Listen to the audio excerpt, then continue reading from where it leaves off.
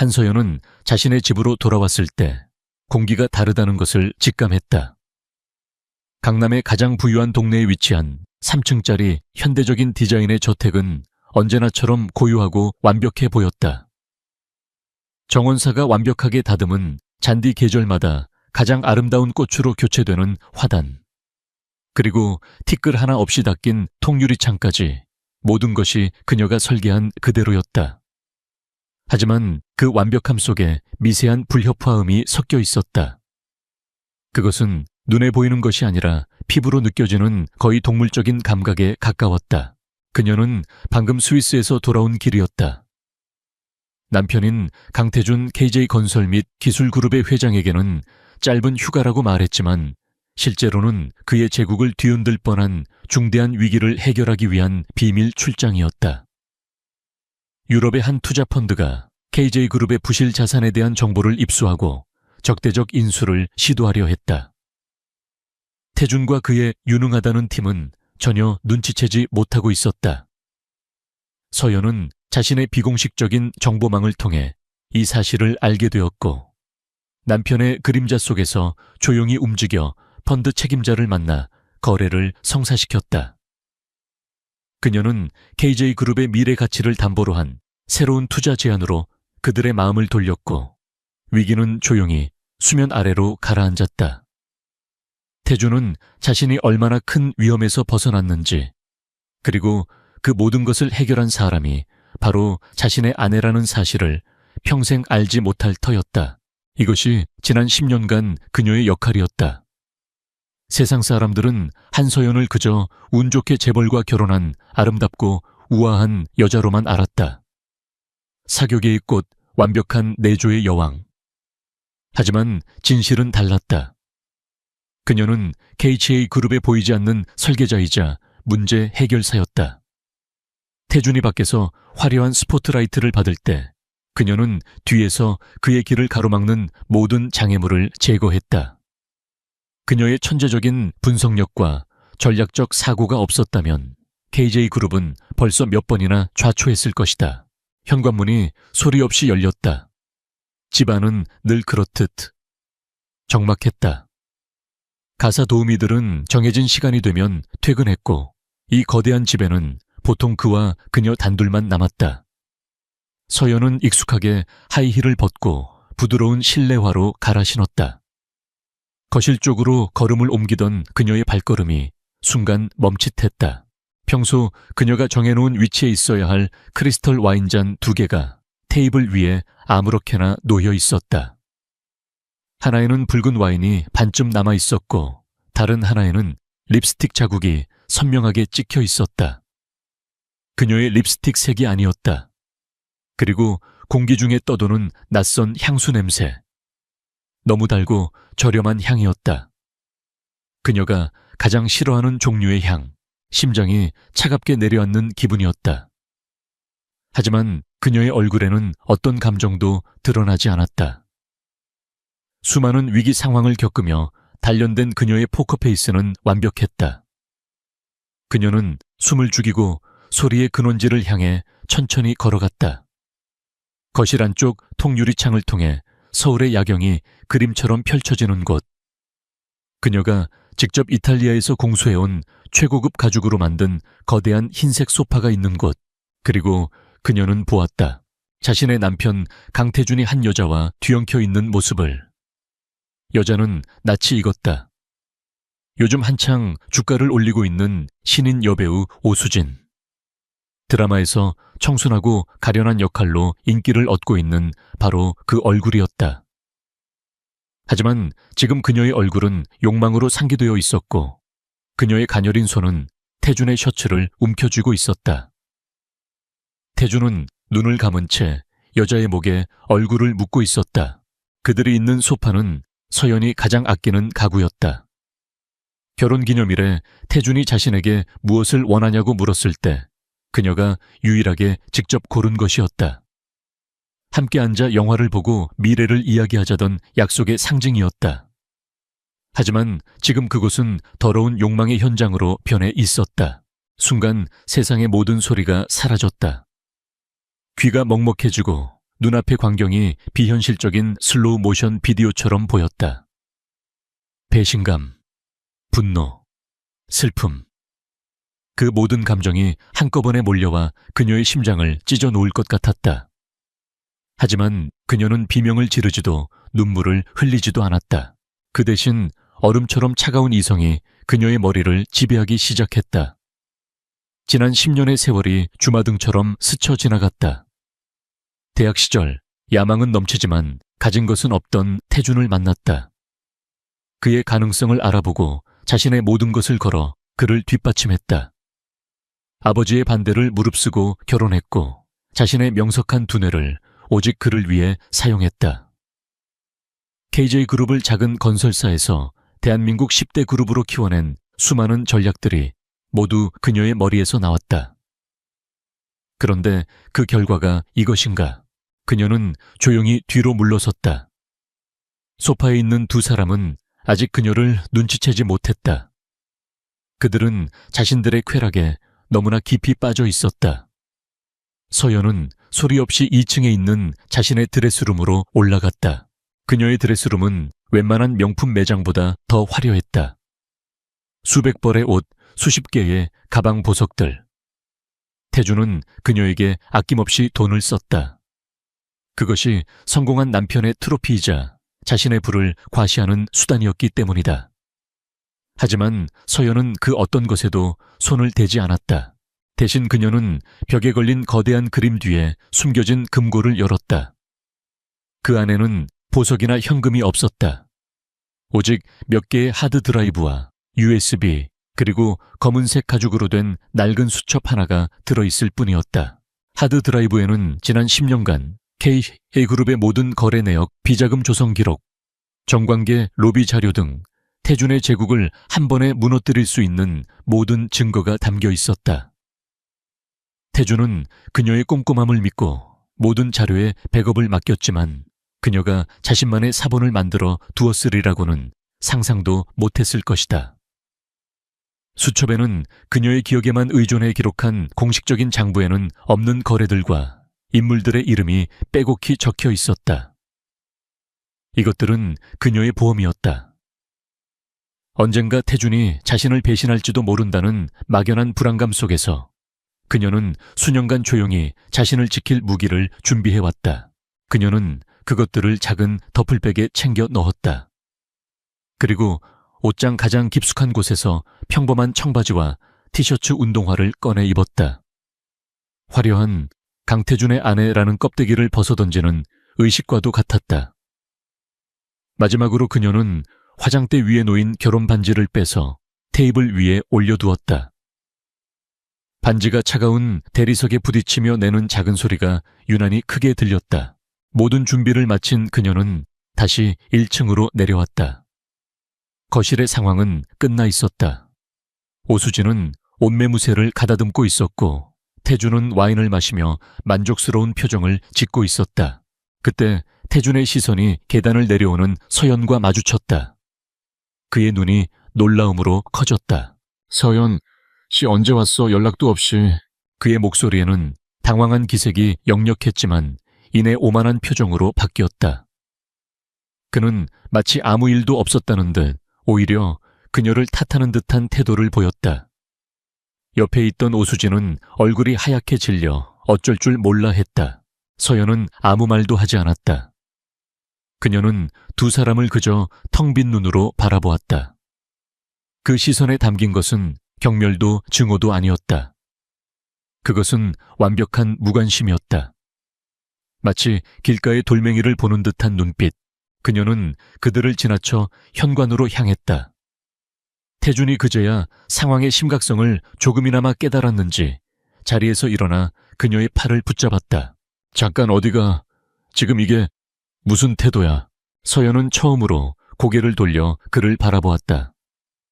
그녀의 목소리는 얼음장처럼 차가웠다. 이손와 단 세 마디였지만 그 안에 담긴 냉기와 위압감의 태준은 순간적으로 손을 놓치고 말았다. 그는 한 번도 서연에게서 이런 모습을 본 적이 없었다. 늘 따뜻하고 순종적이었던 그녀였다. 당신 미쳤어. 지금 밤중에 어딜 가겠다는 거야. 일단 진정하고 무슨 이야기를. 서연이 그의 말을 잘랐다. 대호 이상 당신과 할 이야기는 없어, 강태준 씨. 그녀는 태준을 이 씨라고 불렀다. 지난 10년간 단 한 번도 없었던 일이었다. 그것은 완벽한 단절의 선언이었다. 서연은 더 이상 뒤돌아보지 않고 현관문을 열고 밖으로 나갔다. 칠흑 같은 밤 공기가 그녀를 맞았다. 문이 닫히는 소리가 집안에 무겁게 울려 퍼졌다. 집안에 남은 태준은 여전히 상황을 이해할 수 없다는 듯 멍하니 서 있었다. 옆에서 오수진이 불안한 목소리로 물었다. 회장님, 괜찮으세요? 사모님 저러다 다시 돌아오시겠죠? 태준은 코웃음을 쳤다. 그럼 갈 데가 어디 있다고. 며칠 안에 울면서 돌아와서 잘못했다고 빌걸 세상 물정 모르는 여자야. 내가 없으면 하루도 못 버텨. 그는 자신의 손안에 있던 새가 잠시 날아간 것뿐이라고, 곧 돌아올 것이라고 확신했다. 그는 자신이 잃은 것이 무엇인지 전혀 깨닫지 못하고 있었다. 자신이 걷어찬 것이 단순한 아내가 아니라 자신의 제국을 지탱하던 마지막 기둥이었다는 사실을. 어둠 속으로 사라진 서연은 택시를 잡아탔다. 그녀는 눈물 한 방울 흘리지 않았다. 슬픔은 이미 가슴속에서 차갑게 굳어버렸다. 이제 남은 것은 오직 냉철한 분노와 복수를 향한 강렬한 의지뿐이었다. 그녀의 머릿속에서는 이미 거대한 계획이 그려지고 있었다. 강태준이 자신의 모든 것을 걸고 쌓아 올린 그 오만한 성을 그녀는 자신의 손으로 직접 벽돌 하나하나 남김없이 무너뜨릴 것이다. 택시는 서울의 심장부를 가로질러 잠실로 향했다. 한서연은 목적지로 롯데월드타워의 시그니엘 서울 호텔을 말했다. 대한민국에서 가장 높고 가장 호화로우며 가장 보안이 철저한 곳. 아이러니하게도 그 호텔의 VVIP 리스트 최상단에는 그녀와 강태준의 이름이 함께 적혀 있었다. 하지만 그녀는 그 이름을 사용하지 않을 것이다. 오늘 밤 그녀는 한서연이라는 이름의 유령으로 존재할 것이었다. 청바지와 티셔츠 차림의 그녀가 호텔 로비에 들어서자 최고급 수트로 몸을 감싼 직원들이 잠시 당황한 기색을 보였지만 곧 프로페셔널한 미소로 그녀를 맞았다.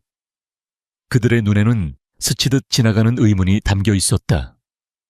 저렇게 평범한 차림의 여자가 어떻게 이곳에. 서여연은 태연하게 미리 예약해둔 가명을 대고 체크인을 마쳤다. 그녀가 요구한 곳은 98층의 로얄 스위트룸이었다. 하룻밤 숙박비가 웬만한 직장인의 한 달 월급과 맞먹는 곳. 직원은 잠시 망설였지만 그녀가 내민 블랙카드를 보고는 군말 없이 키를 내주었다. 그 카드는 태준이 준 것이 아니었다. 결혼 전 자신의 능력으로 벌어들인 돈으로 만든 그녀만의 비상금이었다. 스위트룸의 문이 열리자 서울의 야경이 거대한 파노라마처럼 펼쳐졌다. 통유리창 너머로 도시의 불빛들이 보석처럼 흩뿌려져 있었고 그 중에서도 유독 밝게 빛나는 건물이 눈에 들어왔다. 강남 테헤란로에 위치한 KJ그룹의 본사 타워. 강태준의 왕국이자 이제 그녀가 무너뜨려야 할 목표물이었다. 그녀는 가방을 내려놓고 창가로 다가가 한참 동안 그 건물을 응시했다. 지난 10년의 희생과 헌신이 주마등처럼 스쳐 지나갔다. 분노가 치밀어 올랐지만 눈물은 나지 않았다. 대신 심장은 더욱 차갑게 식어갔고 머리는 놀라울 정도로 맑아졌다. 강태준의 아내라는 인형의 옷을 벗어던진 순간 전략가 한서연이 다시 깨어나고 있었다. 그녀는 뜨거운 물로 오랫동안 샤워를 했다. 강태준의 집에서 묻혀온 모든 흔적, 그의 냄새, 그 여자와의 역겨운 기억까지 전부 씻어내는 듯했다. 호텔에서 제공하는 부드러운 목욕 가운으로 몸을 감싼 그녀는 룸서비스로 간단한 샌드위치와 진한 블랙커피를 주문했다. 커피에 쌉쌀한 향이 코끝을 맴돌자 잊고 있던 과거의 기억들이 선명하게 떠올랐다. 7년 전 K. 이 건설이 부도 위기에 몰렸던 때가 있었다. 경쟁사였던 태영건설의 계략에 빠져 대규모 프로젝트의 계약금을 날리고 유동성 위기에 처한 것이다. 강태준은 사채 시장까지 알아보며 절망에 빠져 있었다. 이 사진들은 모두 등을 돌렸고 그는 회사를 포기해야 할지도 모른다고 울먹였다. 그때 서연은 3일 밤낮으로 서재에 틀어박혔다. 그녀는 KJA 건설과 태영건설의 모든 재무제표, 계약서 법률 문서를 검토했다. 그리고 마침내 찾아냈다. 태영건설이 프로젝트 수주 과정에서 사용한 특허 기술에 치명적인 법적 하자가 있다는 사실을. 그녀는 밤새 작성한 보고서를 태준의 책상 위에 올려놓았다. 보고서에는 태영건설을 역으로 공격해 위기를 기회로 바꿀 수 있는 완벽한 시나리오가 담겨 있었다. 다음 날 이사회에 들어선 태준은 마치 자신이 모든 것을 해결한 영웅처럼 그녀의 보고서를 그대로 읊었다.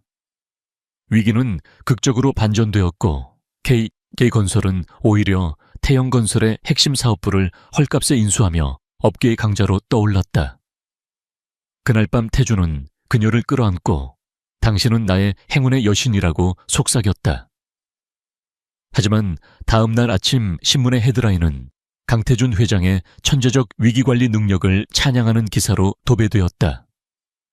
그 누구도 그 뒤에 한서연이라는 그림자가 있었다는 사실을 알지 못했다.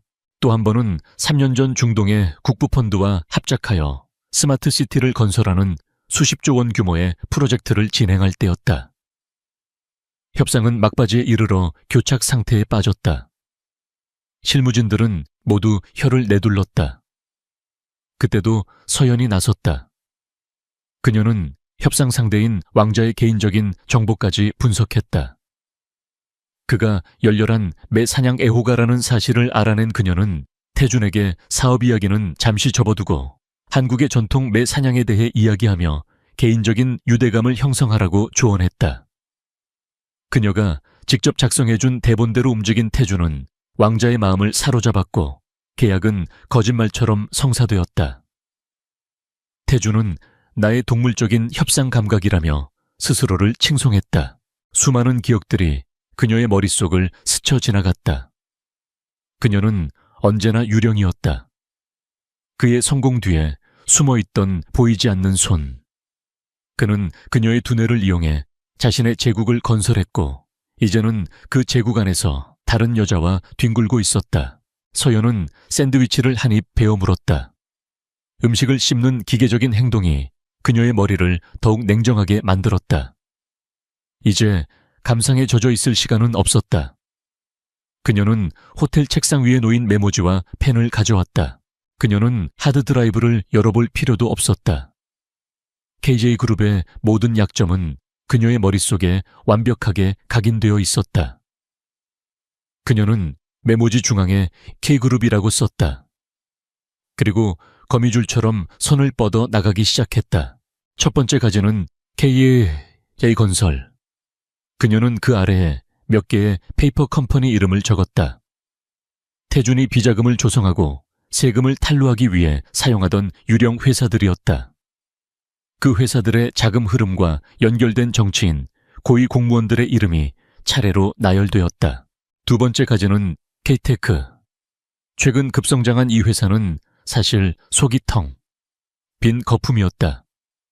서연은 주가 조작에 동원된 계좌들, 허위 공시된 연구개발 실적, 그리고 경쟁사의 핵심 기술을 빼내온 산업 스파이의 이름을 적었다. 세 번째 가지는 강태준 개인. 그의 수많은 약점들이 나열되었다. 여자 문제, 도박빚, 그리고 그의 성공에 대한 병적인 집착. 그녀는 그가 어떤 상황에서 이성을 잃고 어떤 자극에 무너지는지를 누구보다 잘 알고 있었다. 메모지는 순식간에 강태준의 제국을 무너뜨릴 수 있는 완벽한 설계도로 변해갔다. 마치 복잡한 시한폭탄의 해체도를 역으로 그려나가는 것 같았다. 어디를 먼저 끊고 어디에 충격을 주어야 가장 효율적으로 모든 것을 무너뜨릴 수 있는지 그녀는 정확히 알고 있었다. 그녀가 직접 설계한 건물이었기에 어디가 가장 취약한 기둥인지도 아는 법이었다. 설계도를 완성한 그녀는 가방에서 대포폰 하나를 꺼내 들었다. 수년간 한 번도 사용하지 않았던 오직 이 순간을 위해 준비해둔 것이었다. 그녀는 저장되지 않은 번호 하나를 눌렀다. 신호음이 몇 번 울리고 중후한 남자의 목소리가 들려왔다. 누구신지. 윤 회장님, 저 한서연입니다. 수화기 너머로 잠시 침묵이 흘렀다. 놀라움과 경계심이 섞인 침묵. 상대는 대한그룹의 윤 회장. KJ그룹의 가장 강력한 라이벌이자 강태준을 가장 증오하는 남자였다. 이 번호는 어떻게 알았어? 5년 전 대유전자 인수합병 건 기억하십니까? 윤 회장의 목소리가 미세하게 떨렸다. 5년 전 강태준은 대한그룹의 핵심 계열사인 대유전자를 적대적으로 인수하려고 시도했다. 거의 성공할 뻔했던 그 계획은 막판에 내부 정보 유출로 무산되었다. 누군가 태준의 계획을 미리 대한그룹에 알려준 것이었다. 그 익명의 제보자가 바로 한서연이었다. 태준의 무리한 사업 확장이 그룹 전체를 위험에 빠뜨릴 것이라 판단한 그녀의 첫 번째 보험이었다. 그때 진 빚을 이제 갚을 때가 된 것 같습니다, 회장님. 서연의 목소리는 차분했지만 단호했다. 이뭘 원하시오? 만나 뵙고 싶습니다. 그리고 유령이 하나 필요합니다. 회장님께 드릴 선물이 있습니다. KJ그룹을 해체할 수 있는 설계도입니다. 수화기 너머에서 윤 회장이 숨을 삼키는 소리가 들렸다. 적의 심장을 꿰뚫을 수 있는 비수를 건네주겠다는 제안. 거절할 수 없는 유혹이었다. 내일 오전 10시 내 개인 사무실로 오시오. 아무도 모르게. 알겠습니다. 전화를 끊은 서연은 다시 창가로 다가섰다. 저 멀리 보이는 KJ타워의 불빛이 마치 꺼져가는 촛불처럼 위태로워 보였다. 그녀의 입가에 10년 만에 처음으로 차가운 미소가 번졌다. 이제 게임은 시작되었다. 그리고 이 게임의 규칙은 그녀가 정할 것이다. 다음 날 아침 강태준은 거대한 침실에서 홀로 눈을 떴다. 익숙하지 않은 침묵이 그를 맞았다. 평소 같으면 이 시간에 서연이 그의 옷을 준비하고 아침 식사를 챙기며 하루 일정을 브리핑해 주었을 것이다. 하지만 오늘은 정막만이 그를 감쌌다. 간밤의 숙취로 머리가 지끈거렸다. 그는 미간을 찌푸리며 침대 옆 테이블을 더듬었다. 서연의 흔적은 없었다. 그는 피식 웃었다.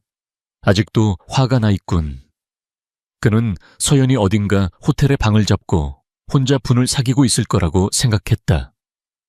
기껏해야 하루 이틀 길어야 일주일이다.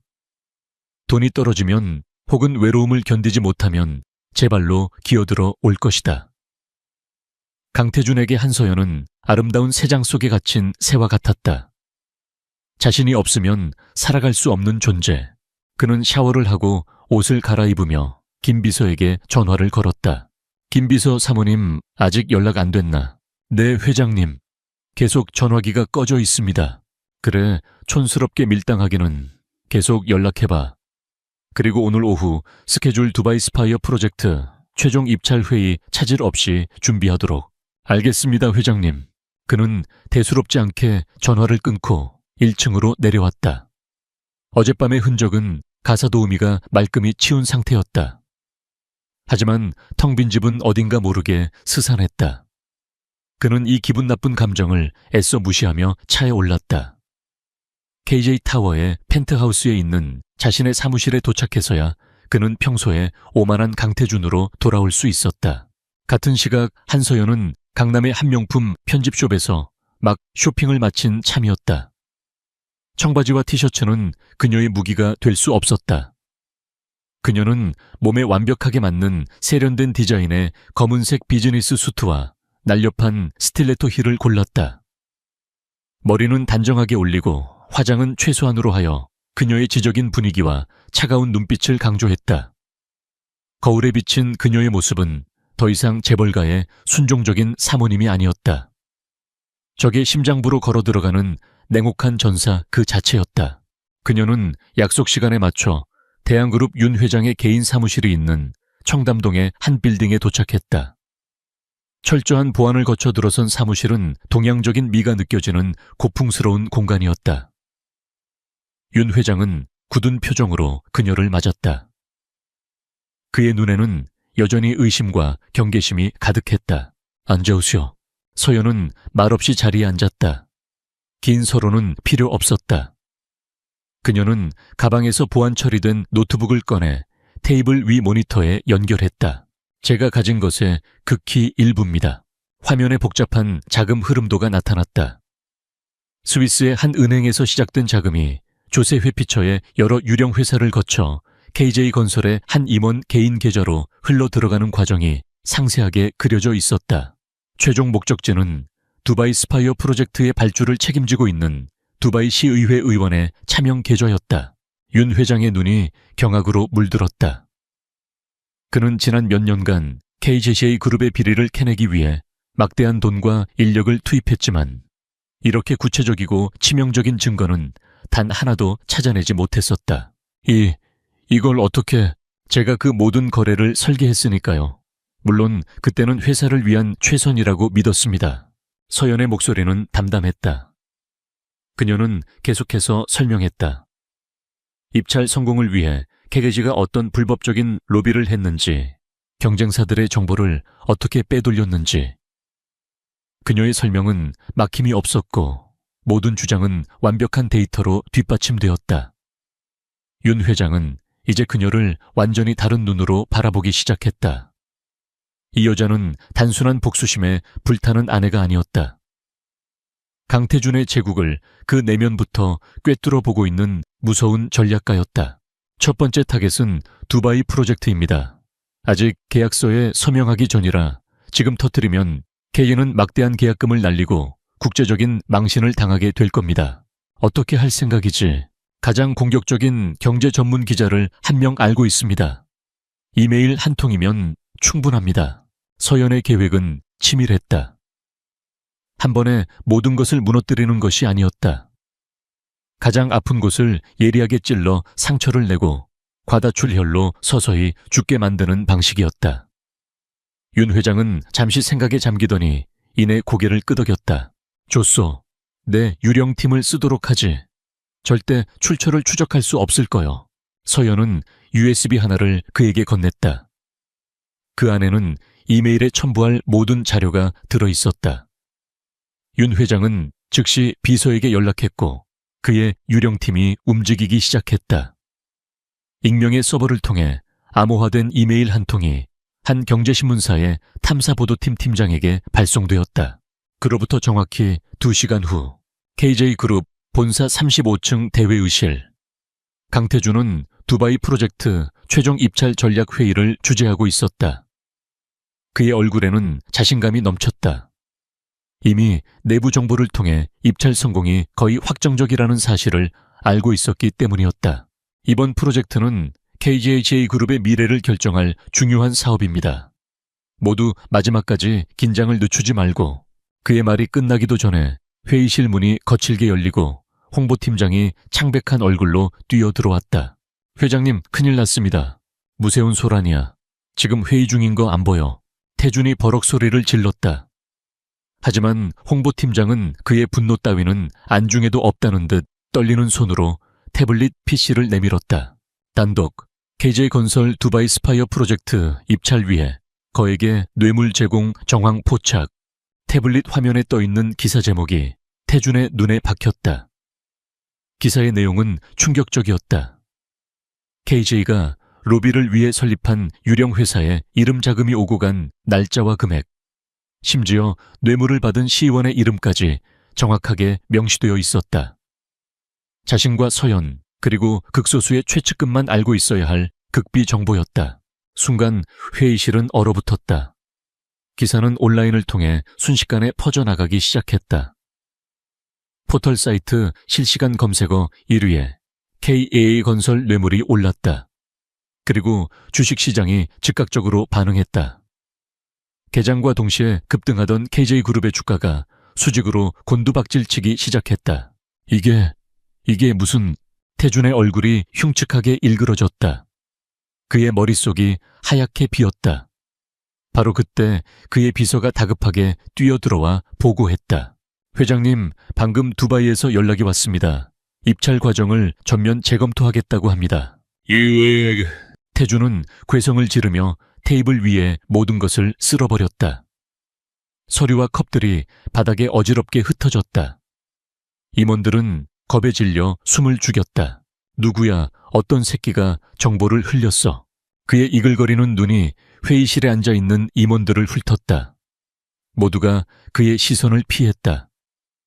그의 머릿속에 가장 먼저 떠오른 용의자는 대한그룹의 윤 회장이었다.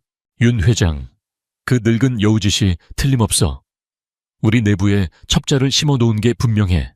그는 당장 회사 전체의 보안 감사를 실시하고 모든 임직원들의 통신 기록을 조사하라고 미친 듯이 소리쳤다. 회사 내부는 순식간에 의심과 불신이 가득한 지옥으로 변했다. 그는 아직 이 모든 공격의 진원지가 자신이 무시하고 내쫓았던 그의 아내라는 사실은 꿈에도 상상하지 못했다. 하루 종일 지옥 같은 시간을 보낸 태주는 밤늦게 녹초가 되어 텅 빈 집으로 돌아왔다. 극심한 스트레스 속에서 그는 문득 서연을 떠올렸다.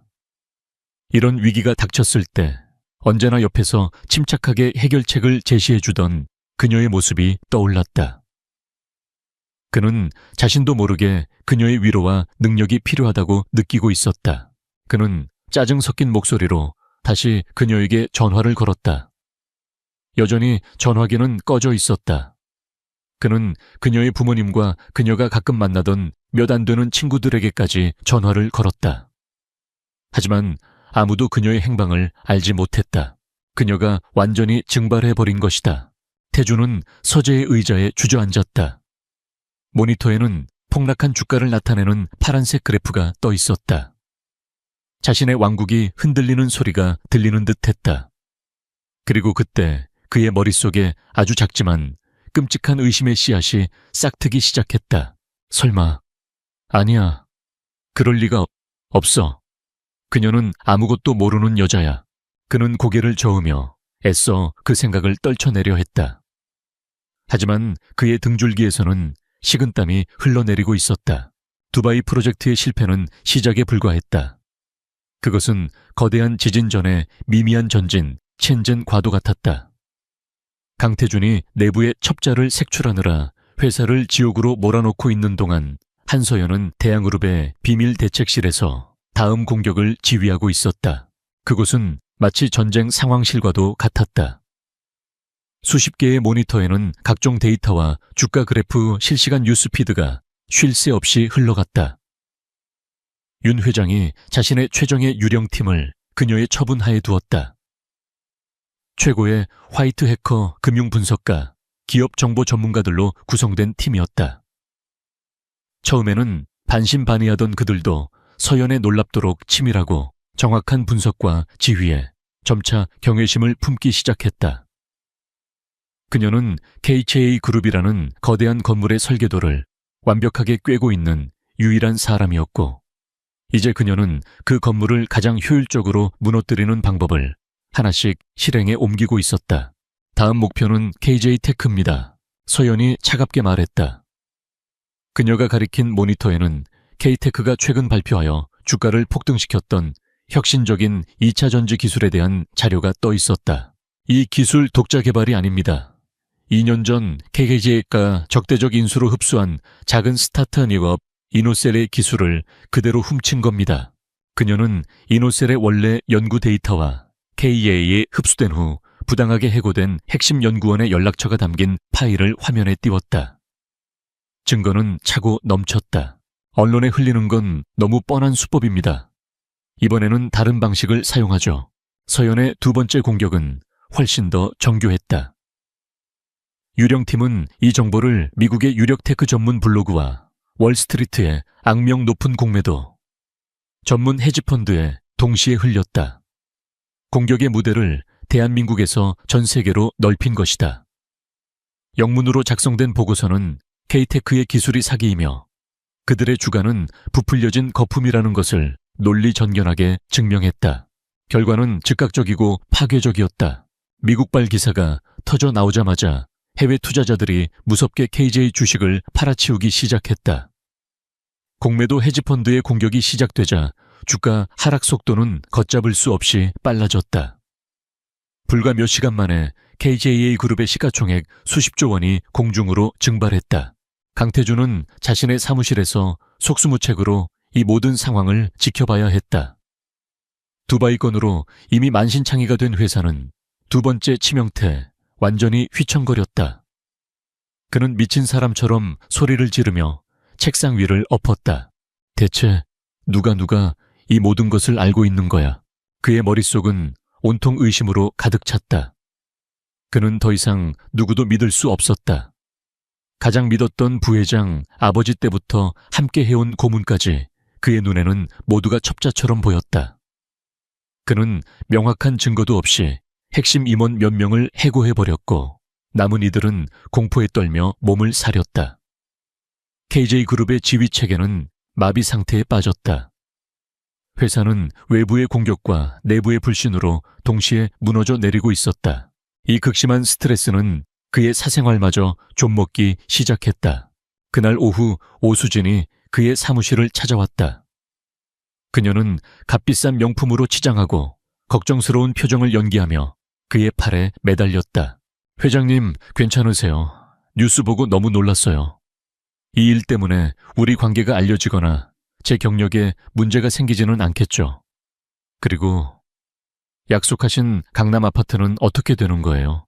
그 순간 태준의 머릿속에서 무언가 뚝 끊어졌다. 회사의 존망이 걸린 이 순간에도 그녀의 머릿속에는 오직 자신의 안위와 돈밖에 없었다. 늘 아름답고 매력적으로만 보였던 그녀의 얼굴이 역겨운 기생충처럼 보였다.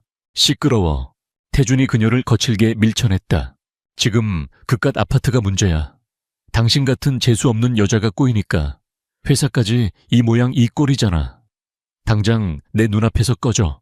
오수진은 그의 폭력적인 모습에 겁에 질려 울음을 터뜨리며 사무실을 뛰쳐나갔다. 화려했던 불륜의 로맨스는 추악한 현실 앞에서 산산조각 났다. 태준은 혼자 남아 거친 숨을 몰아쉬었다. 모든 것이 엉망이었다. 하지만 서연의 공격은 멈추지 않았다. 며칠 후 세 번째 폭탄이 터졌다. KJ건설이 지난 5년간 불법적인 정치 후원금을 제공한 국회의원들의 명단이 담긴 파일이 검찰 특수부에 익명으로 접수된 것이다. 대한민국은 거대한 정치 스캔들에 휩싸였고 KJ그룹은 검찰의 대대적인 압수수색을 받게 되었다. 연이어 네 번째 공격이 이어졌다. KJ건설이 시공한 대규모 서민 아파트 단지의 부실 공사 증거가 한 소비자 고발 프로그램을 통해 폭로되었다. 철근을 빼돌리고 값싼 자재를 사용한 사실이 드러나자 대중의 분노가 하늘을 찔렀다. KJ그룹의 이미지는 회복 불가능할 정도로 추락했다. 금융기술 정치 그리고 여론까지. 서연은 KJ그룹이 서 있는 모든 기둥을 하나씩 체계적으로 무너뜨리고 있었다. 강태준은 사방에서 날아오는 화살을 맞으며 속수무책으로 쓰러져가는 거인과 같았다. 그는 자신이 마치 모든 것을 알고 있는 유령과 싸우고 있다는 공포에 휩싸였다. 자신의 모든 비밀, 모든 약점을 꿰뚫어보는 전지전능한 존재. 그날 밤 태준은 압수수색으로 엉망이 된 사무실에 홀로 앉아 있었다. 폭락한 주가 그래프와 자신을 비난하는 뉴스 헤드라인들에 둘러싸여 그는 처음으로 전략적인 사고를 하려고 애썼다. 도대체 누구일까? 이 모든 것을 알 수 있는 사람은 누구일까? 비자금 내역 기술 탈취회의 비밀 정계 로비 명단, 그리고 부실 공사의 증거까지. 이것은 단순히 한두 명의 스파이가 할 수 있는 일이 아니었다. 이 거대한 시스템 전체를 설계했거나 혹은 그 심장부를 들여다볼 수 있었던 사람이어야만 가능했다. 그런 지식을 가진 사람의 목록은 극도로 짧았다. 해고한 부회장, 돌아가신 아버지의 최측근 아니면 그때 며칠 전 그의 머리를 스쳤던 그 끔찍한 생각이 다시 한번 훨씬 더 강렬하게 고개를 쳐들었다. 자신의 모든 비밀 파일을 정리해주던 사람, 비밀 장부의 관리를 맡겼던 사람, 가장 민감한 회의에 기록을 명분으로 배석했던 사람, 그리고 그 모든 것을 하면서도 늘 그림자처럼 조용했던 사람, 그의 아내 한서연. 그는 실성한 사람처럼 건조한 웃음을 터뜨렸다. 말도 안 되는 소리였다. 세상 물정 모르고 온실 속 화초처럼 살던 그녀가 이런 일을 꾸민다고 하지만 웃음은 이내 목구멍에서 사라졌다. 그가 집을 나가던 그날 밤 그녀의 눈빛이 떠올랐다. 차갑고 텅 비어있던 그 눈. 상처받은 여자의 눈빛이 아니었다. 그것은 이미 판결을 내린 심판관의 눈빛이었다. 오만함으로 덮여있던 그의 마음에 차가운 공포의 서리가 내리기 시작했다. 아득했던 가능성이 점차 끔찍한 확신으로 변해가고 있었다. 강태준의 머릿속을 강타한 끔찍한 의심은 하룻밤 사이에 걷잡을 수 없는 확신으로 변해갔다. 그는 날이 밝자마자 김 비서에게 비밀리에 한 가지 지시를 내렸다. 한서연, 아니 사모님의 과거를 전부 조사해. 대학 시절부터 나를 만나기 전까지 모든 것을, 누구를 만났고 뭘 했는지 사소한 것 하나도 빼놓지 말고. 김 비서는 당황했다. 10년 넘게 회장 부부의 곁을 지켜온 그에게 한서연은 그저 조용하고 현명한 안주인이었다. 하지만 강태준의 살기등등한 눈빛에 그는 감히 토를 달 수 없었다. 조사 결과는 반나절 만에 그의 책상 위에 올라왔다. 그리고 그 내용은 강태준을 다시 한번 충격에 빠뜨렸다. 한서연은 대학에서 경영학과 경제학을 복수 전공했으며 4년 내내 수석을 놓친 적이 없는 전설적인 인물이었다. 그녀가 쓴 졸업 논문은 신흥시장의 리스크 분석 및 방어적 M&A 전략에 관한 것이었는데 학계의 극찬을 받으며 몇몇 대기업에서 스카우트 제의까지 들어왔을 정도였다. 그녀는 월스트리트의 유명 투자은행 입사 제안까지 받았지만 졸업 직후 강태준을 만나면서 모든 것을 포기하고 그의 아내가 되기로 선택했다. 태준은 그제야 기억해냈다. 연애 시절 그녀가 가끔씩 사업에 대해 놀랍도록 날카로운 조언을 던졌던 것을. 하지만 그는 그것을 그저 똑똑한 여자의 잔소리 정도로 치부해버렸다. 그는 그녀의 명석한 두뇌를 자신의 사업에 이용할 생각은커녕 오히려 그녀가 사회에 나가는 것을 막았다. 자신의 아내는 집에 머물며 자신만을 바라보는 아름다운 인형이어야 했기 때문이다. 그는 자신의 어리석음에 온몸을 떨었다. 그는 호랑이를 고양이인 줄 알고 품에 안고 살았던 것이다. 자신이 던져준 생선에 만족하며 얌전히 발톱을 숨기고 있을 거라고 믿었다. 하지만 이제 그 호랑이가 깨어나 자신의 목을 물어뜯기 시작한 것이다. 그가 진실을 깨닫고 몸부림치는 동안 검찰의 수사망은 맹렬하게 그를 조여왔다. 서연이 제공한 증거는 너무나도 구체적이고 완벽해서 K그룹은 변명할 여지조차 없었다.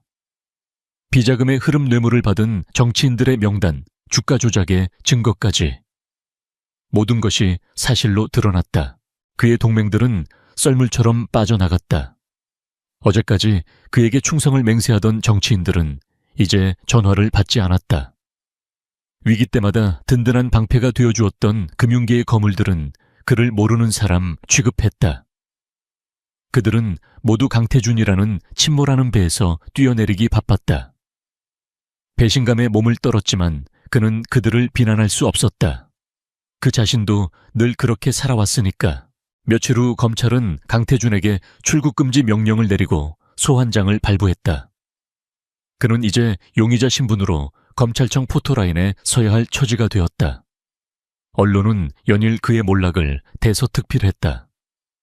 한때 미다스의 손이라 불리며 경제계를 호령하던 그의 모습은 온데간데 없고 범죄 혐의에 휩싸인 초라한 기업가의 모습만이 남았다. 그날 밤 태준은 불 꺼진 펜트하우스 사무실에 홀로 앉아 있었다. 창밖으로는 그가 세운 KJ타워 아래로 펼쳐진 도시의 야경이 보였다. 한때 그의 발 아래 있던 세상이 이제는 그를 비웃는 것 같았다. 그때 후회가 밀물처럼 밀려왔다. 하지만 그 후회는 서연에 대한 사랑이나 미안함 때문이 아니었다. 그는 그녀의 마음을 아프게 한 것을 후회하지 않았다. 그는 자신의 제국을 잃게 된 것을 후회했다. 그리고 그 제국을 잃게 된 이유가 순전히 그녀의 가치를 알아보지 못한 자신의 오만함과 어리석음 때문이라는 사실을 뼈저리게 후회했다. 만약 그때 그녀를 사업 파트너로 인정했더라면. 그녀의 능력을 존중하고 함께 회사를 이끌었더라면 KJ그룹은 지금보다 훨씬 더 강력한 제국이 되었을지도 모른다. 그녀는 그의 가장 강력한 무기가 될 수 있었다. 그런데 그는 그 무기를 자신의 손으로 내던지고 심지어 그 무기가 자신을 향하도록 만들었다. 세어연아. 그는 10년 만에 처음으로 그녀의 이름을 애타게 불렀다. 그는 미친 듯이 그녀를 찾고 싶었다. 그녀를 만나 무릎 꿇고 빌어야 했다. 다시 돌아와 달라고, 이 모든 것을 멈춰달라고 애원해야 했다.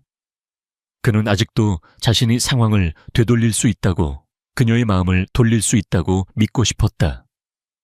그녀가 자신을 사랑했던 기억에 기대고 싶었다. 그는 마지막 남은 인맥과 자금을 총동원하여 그녀의 행방을 쫓기 시작했다. 흥신소 해커, 전직 국정원 요원까지 동원되었다. 하지만 그녀는 마치 연기처럼 사라진 뒤였다. 그녀가 사용했을 법한 모든 신용카드 계좌는 흔적도 없었고 그녀의 이름으로는 어떤 예약 기록도 찾을 수 없었다. 그녀는 처음부터 유령이었던 것처럼 완벽하게 자신을 지웠다. 시간은 속절없이 흘러갔다. 그의 소환일이 코앞으로 다가왔다. 절망이 그의 목을 조여오던 순간 김 비서로부터 전화가 걸려왔다. 회장님 찾은 것 같습니다. 김 비서가 보내온 정보는 놀라웠다. 서연이 떠난 후 대한그룹의 주가가 이상할 정도로 꾸준히 상승하고 있었고 그 배후에는 최근 설립된 한 투자 자문 회사가 있었다. 그 회사의 이름은 테미스 컨설팅. 테미스는 그리스 신화에 나오는 법과 정의의 여신의 이름이었다. 그리고 그 회사의 비공식적인 고문이 바로 윤 회장이었고 회사의 실소유주는 철저히 베일에 가려져 있었다. 테미스, 정의의 여신이라. 태주는 허탈하게 웃었다. 그녀다운 방식이었다. 그는 테미스 컨설팅의 사무실 주소를 알아냈다. 강남의 한적한 골목에 위치한 눈에 띄지 않는 작은 건물이었다. 그는 모든 것을 걸기로 했다. 검찰 소환이고 뭐고 더 이상 중요하지 않았다. 그는 이 모든 것을 시작한 사람, 그리고 끝낼 수 있는 유일한 사람을 만나야 했다. 그는 자리에서 일어났다. 그의 눈에는 절망과 분노, 그리고 마지막 남은 희미한 희망이 뒤섞여 있었다. 그는 직접 차를 몰아 테미스 컨설팅으로 향했다. 마지막 승부수를 던지기 위해, 그의 왕국을 무너뜨린 여왕과의 마지막 대면을 위해. 강태준이 도착한 테미스 컨설팅의 사무실은 그의 예상보다 훨씬 더 작고 소박했다. 화려한 KJ타워의 펜트하우스와는 비교조차 할 수 없는 조용한 골목 안쪽에 자리 잡은 3층짜리 회색 건물. 간판조차 눈에 잘 띄지 않았다. 이곳이 대한민국을 뒤흔든 거대한 폭풍의 진원지라고는 아무도 상상하지 못할 것이다. 그는 차에서 내려 건물 입구에 섰다. 심장이 미친 듯이 뛰었다. 지난 몇 주간 그를 괴롭혔던 모든 질문에 대한 답이 이 안에 있었다. 그는 심호흡을 하고 유리문을 밀고 들어갔다. 내부는 외부에서 본 것보다 훨씬 세련되고 기능적인 공간이었다. 노출 콘크리트와 원목이 조화를 이룬 미니멀리즘 인테리어. 소수의 직원들이 조용히 자신의 모니터에 집중하고 있었다. 그 누구도 갑자기 나타난 그에게 관심을 보이지 않았다. 마치 그의 방문을 예상했다는 듯이 한 직원이 다가와 그에게 물었다. 약속하셨습니까? 한서연 대표를 만나러 왔소. 강태준이라고 전하시오. 그는 자신의 이름을 말하는 것이 이토록 힘겹게 느껴진 적이 없었다. 한때 대한민국에서 권력의 상징이었던 그 이름은 이제 범죄자의 낙인이 찍혀 있었다. 직원은 놀라는 기색 없이 고개를 끄덕이고는 인터폰으로 무언가 보고했다. 잠시 후 그녀가 손짓했다. 3층으로 올라가시면 됩니다. 엘리베이터도 없는 계단을 오르는 그의 다리가 청은망은이었다. 3층에 도착하자 복도 끝에 있는 단 하나의 문이 보였다. 대표이사라는 명패는 없었다. 그는 잠시 망설이다가 문을 두드렸다. 들어오세요. 안에서 들려온 목소리. 그것은 분명 서연의 목소리였지만 어딘가 모르게 낯설었다. 더 낮고 더 단단해진 음성이었다. 그는 마른 침을 삼키고 문고리를 돌렸다. 그리고 그는 그녀를 보았다. 그녀는 거대한 창을 등지고 서서 몰락해가는 자신의 왕국 K타워를 내려다보고 있었다. 그녀는 그가 기억하던 모습 그대로 우아하고 아름다웠지만 분위기는 완전히 달라져 있었다. 이전에 그녀가 값비싼 도자기 인형 같았다면 지금의 그녀는 잘 벼려진 강철 검과 같았다. 차갑고 예리하며 누구도 함부로 만질 수 없는 위엄이 느껴졌다. 그녀는 그가 선물했던 화려한 드레스 대신 몸의 선을 단정하게 드러내는 검은색 수트를 입고 있었다. 그 모습은 마치 자신의 제국을 다스리는 여왕과도 같았다. 그녀가 천천히 몸을 돌려 그를 마주 보았다. 그녀의 눈은 그가 마지막으로 보았던 그날 밤처럼 어떤 감정도 담고 있지 않았다. 무세운 일이죠, 강태준 회장님. 그녀의 입에서 나온 회장님이라는 호칭이 비수처럼 그의 가슴에 박혔다. 그는 할 말을 잃고 잠시 그녀를 바라보기만 했다. 그가 알던 한서연은 어디에도 없었다. 세어연아, 그가 힘겹게 입을 열었다. 내가 잘못했어. 모든 게 내 잘못이야. 제발 그만해줘. 이 모든 걸 멈춰줘. 응. 그는 처음부터 무릎을 꿇을 생각이었다.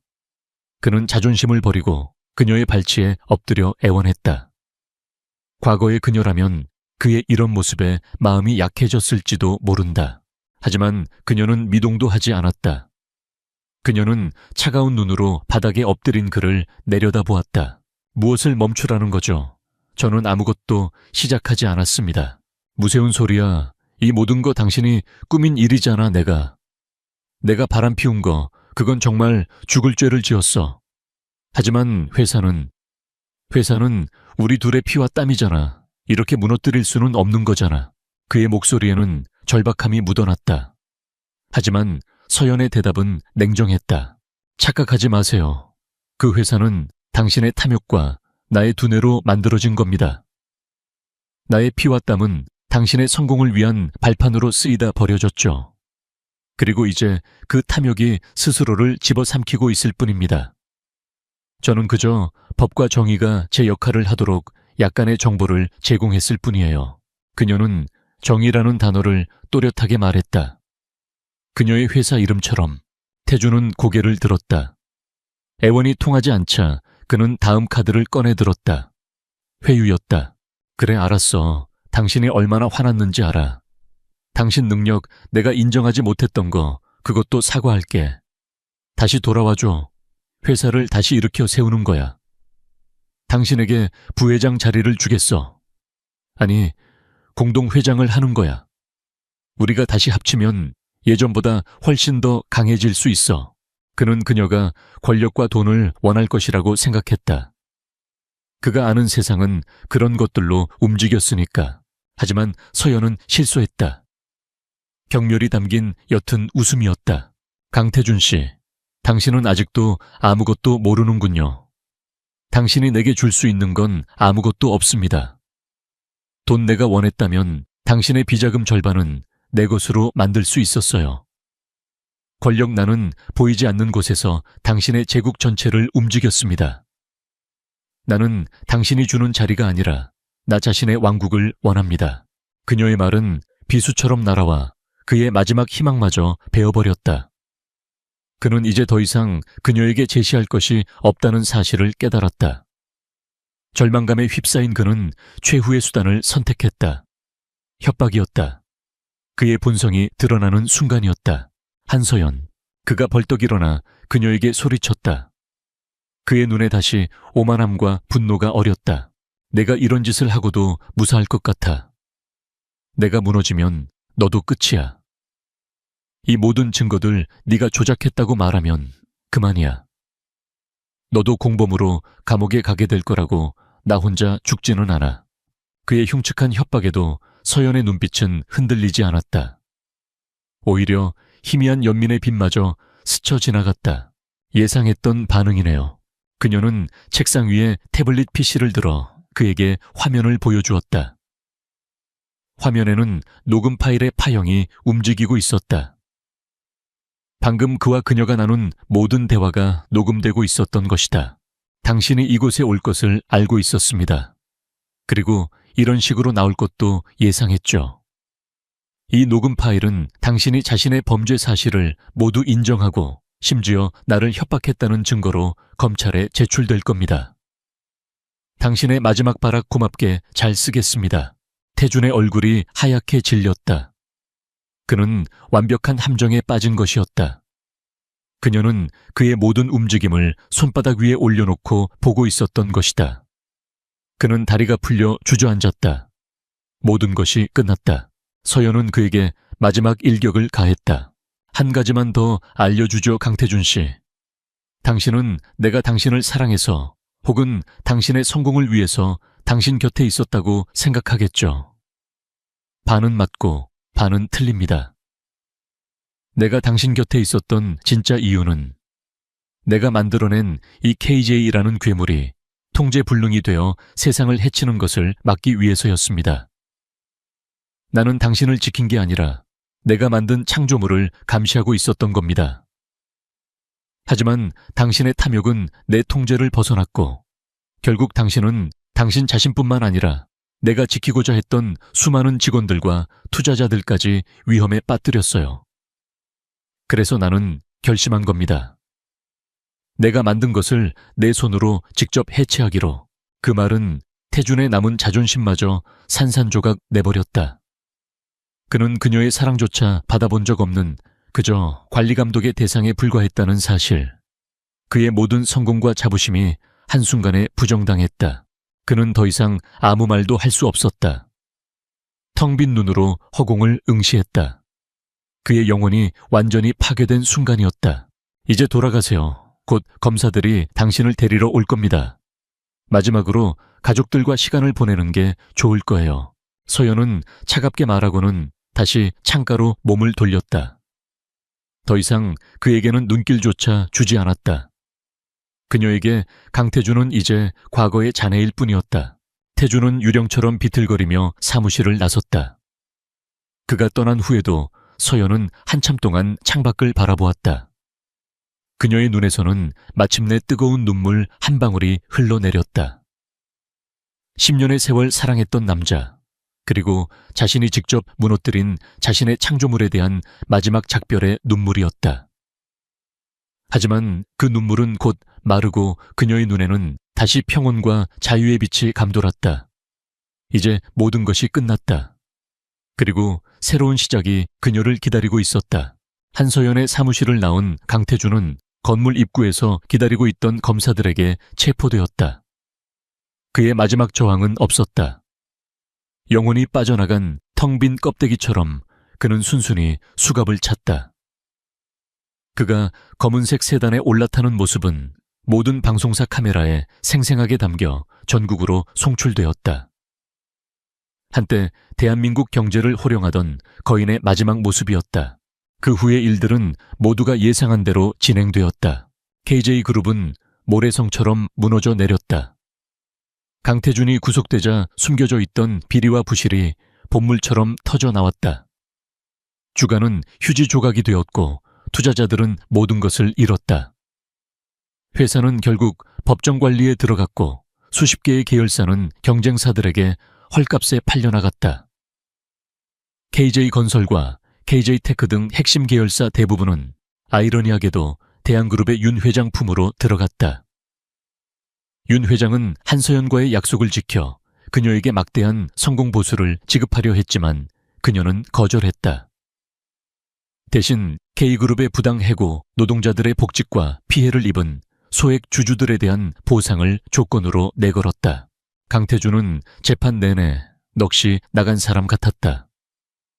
그는 변호사의 조언도 무시하고 자신의 모든 혐의를 인정했다. 재판정에서 그는 딱 한 번 입을 열었다. 최후 진술의 기회가 주어졌을 때 그는 판사가 아닌 허공을 향해 나지막이 읊조렸다. 제가 틀렸습니다. 제가 모든 것을 망쳤습니다. 그의 눈에는 눈물도 분노도 없었다. 오직 텅 빈 후회만이 남아 있었다. 그는 수백억 원의 횡령, 배임 주가 조작 뇌물 공여 등의 혐의로 15년의 중형을 선고받았다. 그의 제국은 잿더미가 되었고 그는 그 잿더미 속에서 남은 인생을 보내게 되었다. 그의 몰락과 함께 다른 이들의 운명도 결정되었다. 오수진은 스캔들의 중심에 서게 되었다. 강태준에게서 받은 고가의 선물들이 모두 회사 돈으로 산 것이라는 사실이 밝혀지면서 그녀 역시 업무상 횡령의 공범으로 조사를 받았다. 그녀의 소속사는 즉시 계약을 해지했고 방송계에서는 그녀를 퇴출시켰다. 대중의 비난 속에서 그녀의 화려했던 여배우 경력은 한순간에 막을 내렸다. 탐욕으로 얻은 모든 것은 결국 신기루처럼 사라졌다. 시간이 흘러 세상은 KJ그룹과 강태준이라는 이름을 서서히 잊어갔다. 1년 후 서울의 신흥벤처 단지. 한 건물의 꼭대기층에 자리 잡은 테미스 컨설팅의 사무실은 활기가 넘쳤다. 1년 전 조용한 골목에 숨어있던 작은 회사는 이제 업계에서 가장 신뢰받는 윤리적 투자 자문사로 명성을 떨치고 있었다. 한서연은 더 이상 복수의 여왕이 아니었다. 그녀는 유망한 스타트업과 잠재력 있는 중소기업을 발굴하여 그들이 건강하게 성장할 수 있도록 돕는 건축가가 되어 있었다. 그녀의 책상 위에는 복잡한 복수 계획 대신 젊은 기업가들의 꿈과 열정이 담긴 사업 계획서들이 쌓여 있었다. 대표님, 한 젊은 여성이 그녀의 사무실로 들어왔다. 그녀는 최근 주목받는 바이오 벤처 셀큐어의 대표 박지민이었다. 셀큐어는 최근 거대 제약회사의 적대적 인수합병 시도에 시달리고 있었다. 말씀해 주신 대로 대응했더니 그들이 물러섰어요. 정말 뭐라고 감사드려야 할지 모르겠습니다. 박지민의 눈에는 존경심이 가득했다. 서연은 과거 강태준의 적들을 무너뜨렸던 바로 그 전략을 이번에는 젊고 유능한 후배를 지키는 방패로 사용한 것이었다. 감사는 박 대표의 성공으로 보여주면 됩니다. 서연은 따뜻하게 미소 지었다. 과거의 차갑고 날카로운 미소가 아니었다. 진심이 담긴 온화한 미소였다. 그녀는 박지민의 모습에서 과거 자신의 모습을 보았다. 열정과 재능이 있지만 거대한 자본의 논리 앞에서 무력해질 수밖에 없었던 젊은 날의 자신. 그녀는 이제 과거의 자신과 같은 이들을 지켜주는 역할을 자처하고 있었다. 제이오 대표님, 늘 궁금했던 게 있습니다. 박지민이 조심스럽게 입을 열었다. 대표님 같은 능력이면 직접 회사를 차려서 더 큰 부와 명성을 얻으실 수도 있었을 텐데 왜 굳이 저희처럼 작은 회사들을 돕는 일을 하시는 건가요? 서연은 잠시 창밖을 바라보았다. 그녀의 시선은 더 이상 강남의 마천루를 향하지 않았다. 그녀는 도시 곳곳에서 저마다의 빛을 내며 반짝이는 작은 불빛들을 보고 있었다. 기업물을 무너뜨리는 것보다 튼튼한 집을 짓는 것이 훨씬 더 어렵고 가치 있는 일이라는 걸 깨달았기 때문이에요. 그녀의 대답에 박지민은 깊은 감명을 받은 듯 고개를 끄덕였다. 그날 저녁 서연은 혼자 사무실 옥상 정원에 올라섰다. 해질녘의 노을이 서울 하늘을 아름답게 물들이고 있었다. 한때 그녀를 짓눌렀던 거대한 감옥 K타워는 이제 다른 회사의 로고를 단 채 그저 수많은 빌딩 중 하나로 서 있을 뿐이었다. 그녀는 더 이상 그곳을 보지 않았다. 그녀의 손에는 작은 화분 하나가 들려 있었다. 지난 1년간 그녀가 직접 키운 난초였다. 혹독한 겨울을 이겨내고 마침내 오늘 아침 하얀 꽃망울을 터뜨렸다. 그녀는 화분에 조용히 물을 주었다. 잿더미 속에서도 생명은 피어났다. 파괴의 끝에서 그녀는 마침내 창조의 기쁨을 배우고 있었다.